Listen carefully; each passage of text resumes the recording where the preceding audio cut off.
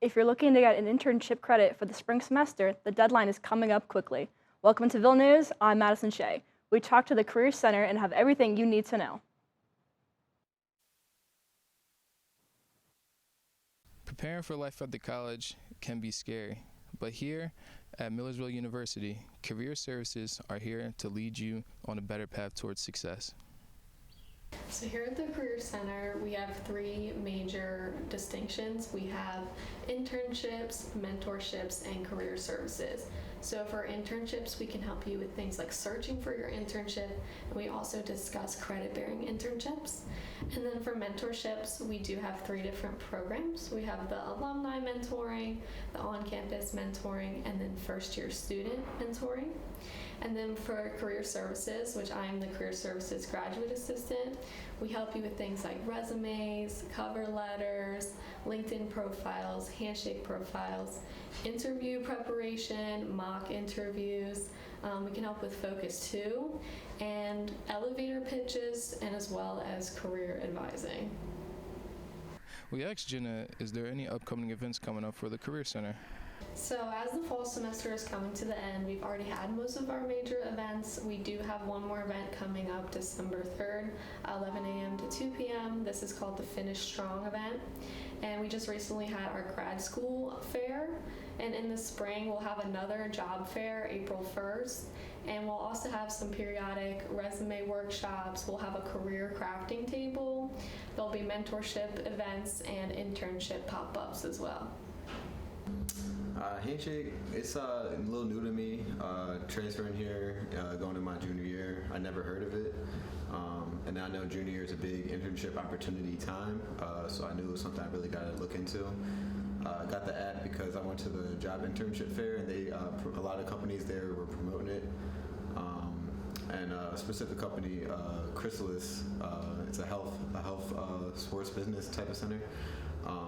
I was talking to them, and they had told me to download and everything, so that's how I communicated with them, and that's how I had got an opportunity to fill in my internship credit and work with them through Millersville.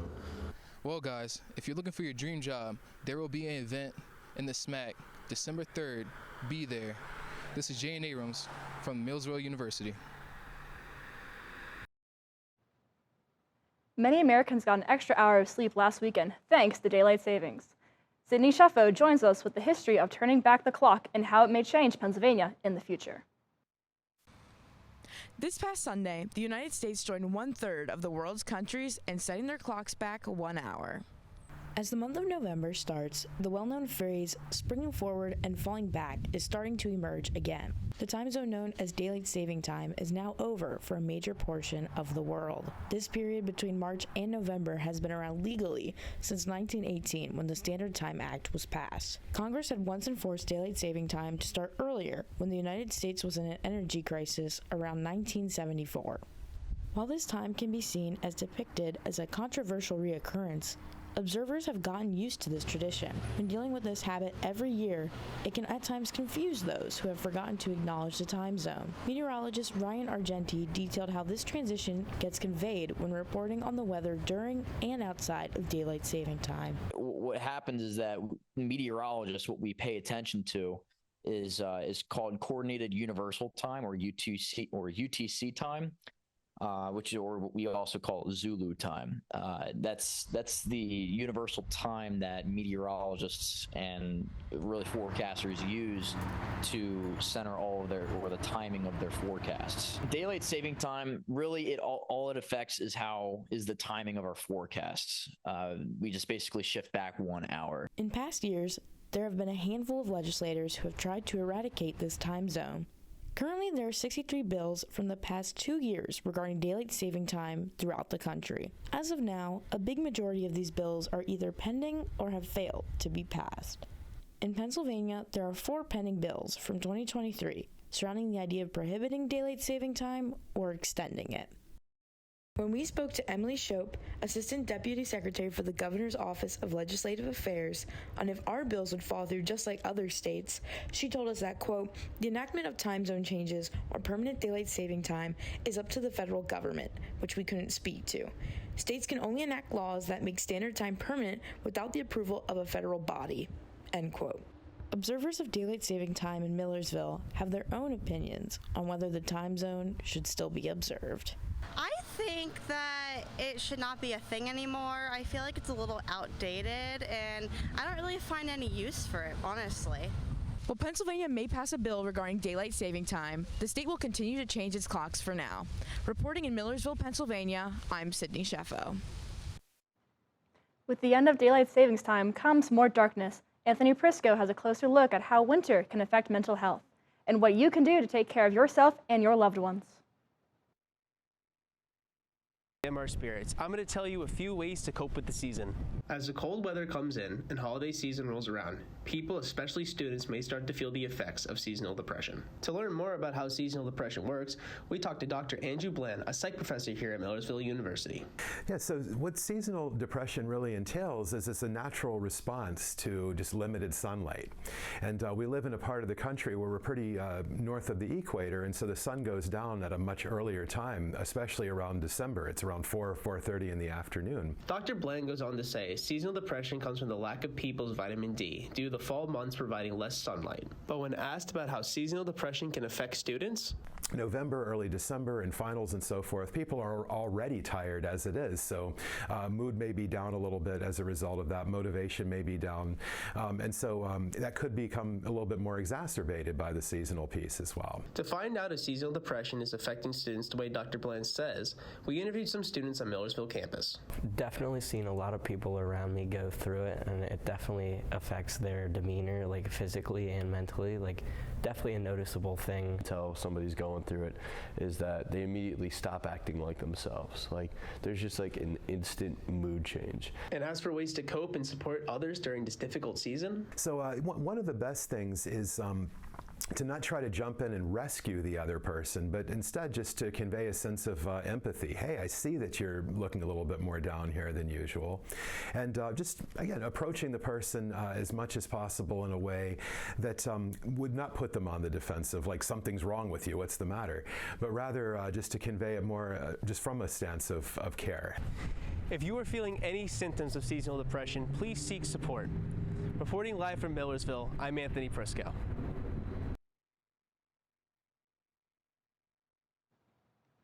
Changes are coming to Millersville Dining Hall soon, as a new dining director has just arrived on campus.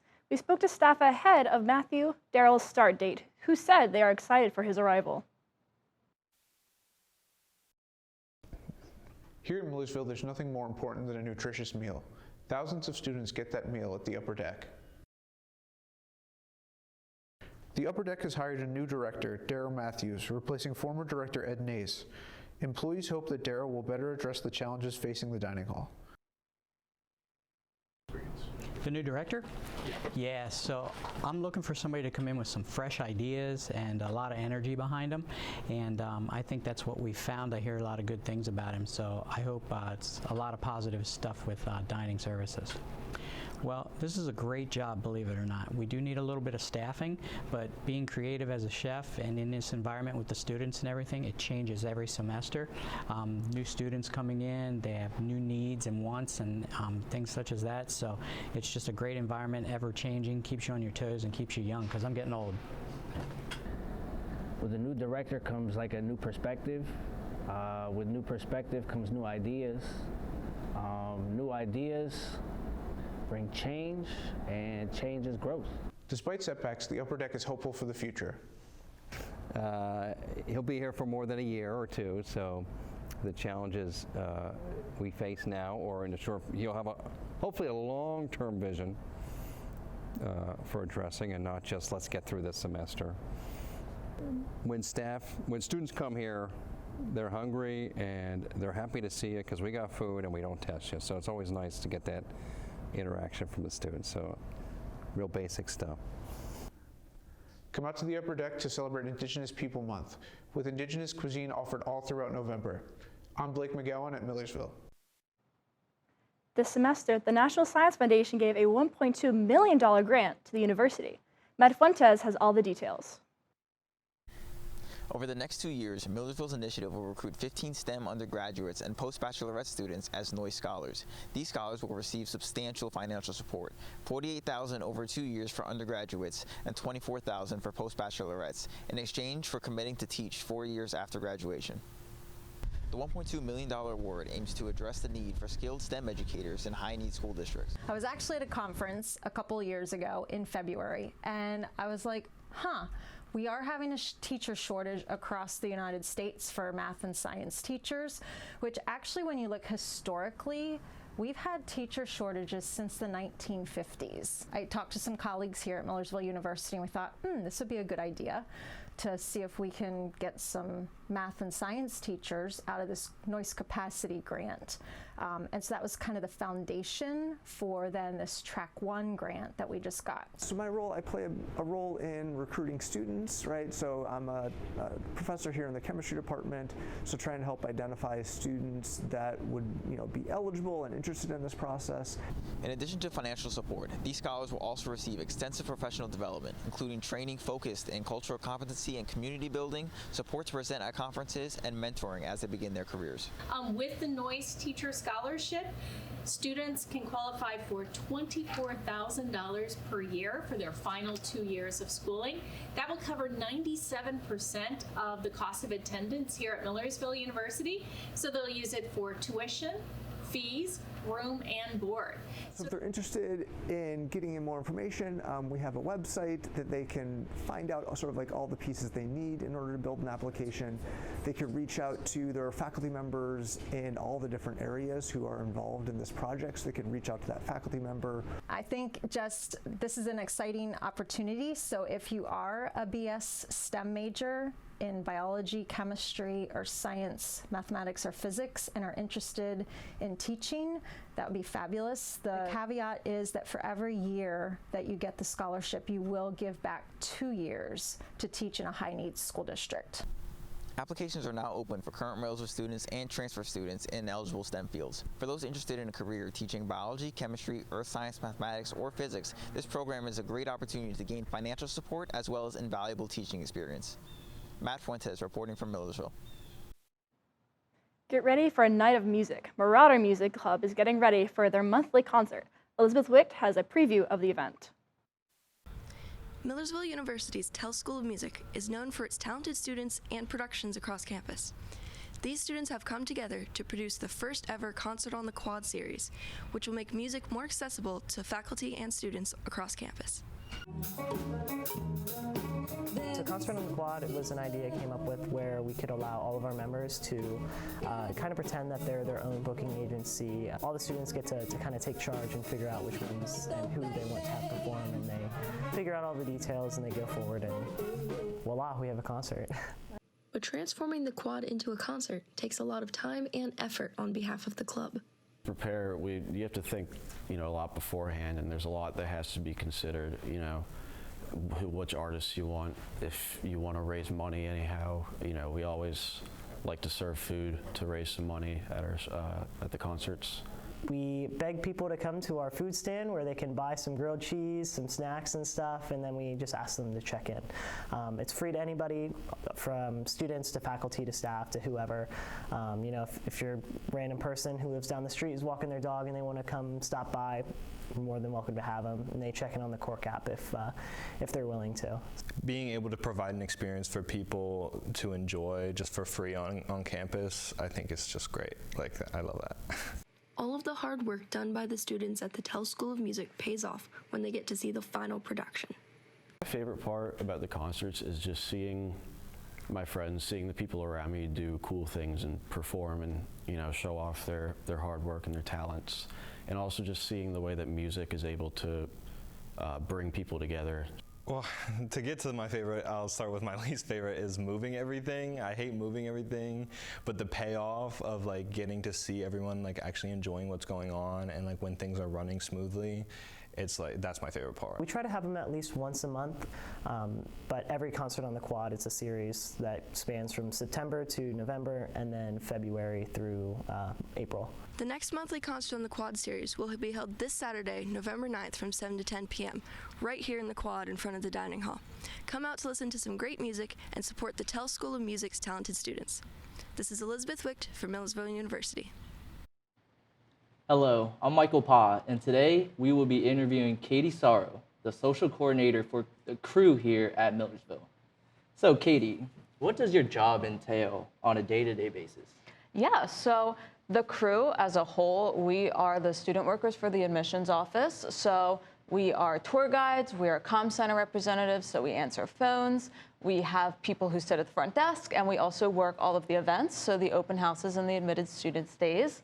My job specifically as the social coordinator is to run all of our social media accounts. So that's the crew at MU on TikTok, Instagram, and on Facebook. So that takes up a decent chunk of my time trying to think of what fun things we could be doing or what trends we can hop on so people see what we're doing at the crew, because it is a very important job at the university. And I also plan meetings for the crew. So we have a meeting every single month.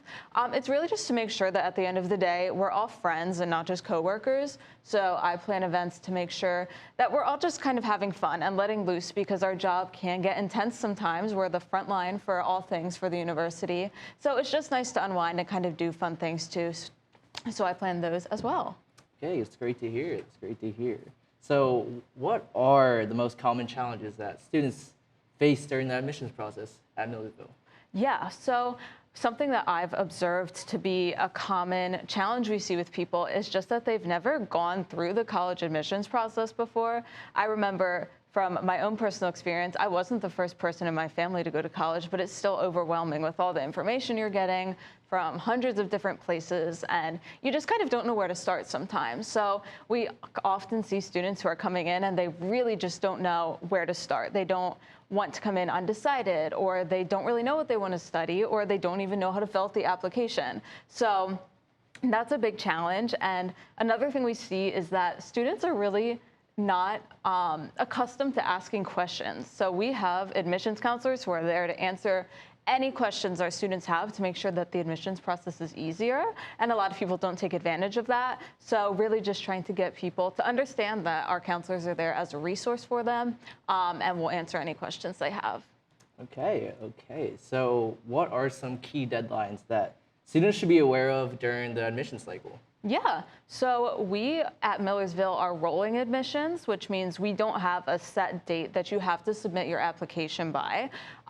We do follow the national decision day of May 1st, but you don't have to have your application in or be accepted or anything by May 1st to come to Millersville for the next semester. You can apply up until about 2 weeks before the semester starts, as long as everything's in place. Something really important to note is when the FAFSA opens, we get lots of questions about that. It's constantly changing, so just making sure that people are aware of those dates, and also just aware of when the housing portal opens, when classes are going to be available. This is really key information for a lot of our students when they do decide to come here. Okay, that's a great answer. So for anybody who is applying to Millersville, what advice do you have for them? I think, again, just ask any questions that you have. I think it's really important to have all the details before you choose a place to go.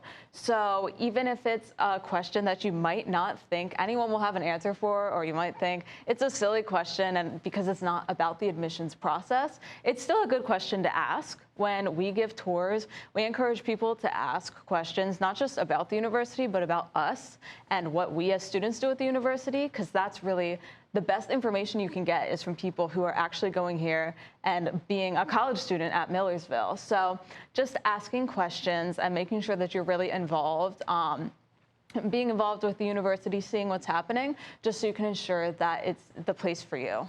Yeah, definitely.